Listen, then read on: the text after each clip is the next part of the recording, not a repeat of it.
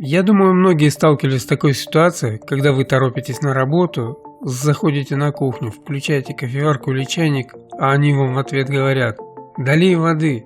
Вы начинаете судорожно искать подходящую емкость, ждете, пока она наполнится медленной струйкой воды из-под фильтра, и еще переливая воду из емкости в чайник, вы случайно можете пролить часть воды мимо. Придется еще и убрать эту воду. Знакомая ситуация? Всем привет, вы на канале Киберлаб. Давно мечтал о системе автодолива, но меня всегда пугала прокладка водопровода к чайнику и безопасность этой системы.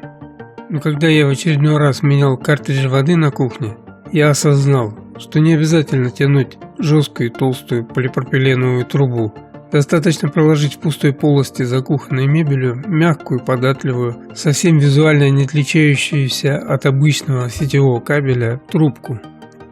Систему автодолива можно сделать надежной и безопасной от протечек. Для этого я использую несколько ступеней защиты. Первое. Это электромагнитный мембранный клапан, управляемый микроконтроллером. Вторая. Это поплавковый запорный клапан, который в моем случае является аварийным. Его назначение – остановить поток воды, если электромагнитный клапан по какой-то причине этого не сделал. Третье. Автодолив должен включаться только в присутствии человека. Четвертое. Ограничить объем доливаемой воды в 2 раза. Это еще решает другую проблему, не нужно дополнительно ставить датчик максимального объема воды. И, наконец, пятое – это датчик протечки воды.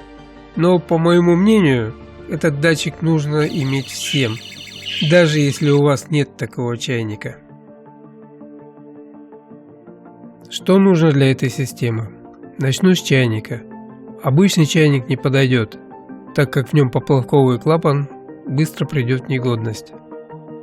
Для этой цели идеально подходит чайник с проточным водонагревателем. Также понадобится полипропиленовая трубка 1/4 дюйма с фитингами, электромагнитный клапан и адаптер питания для электромагнитного клапана, ну и соответственно ардуинка. Разбираю чайник, нахожу провода, идущие к датчику минимального уровня воды. Один конец датчика подключен к граунду, а второй к микроконтроллеру. Также нахожу 5-вольтовый стабилизатор на плате. К этому стабилизатору будет подключено питание ардуинки.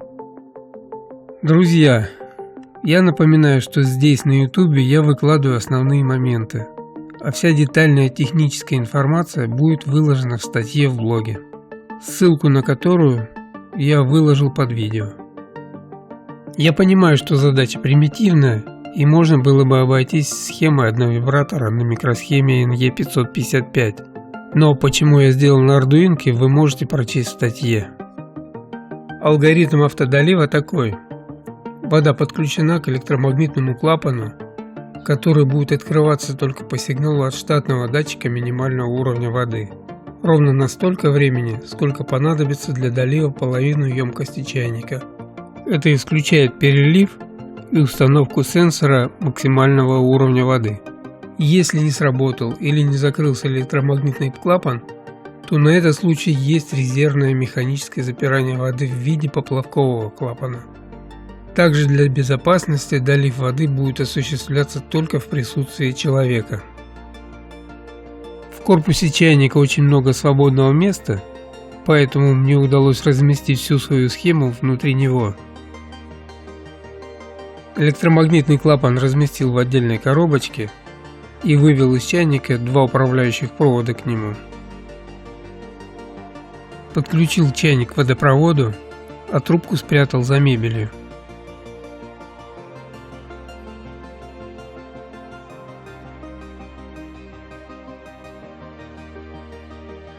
Давайте теперь посмотрим, как это работает без монтажных склеек.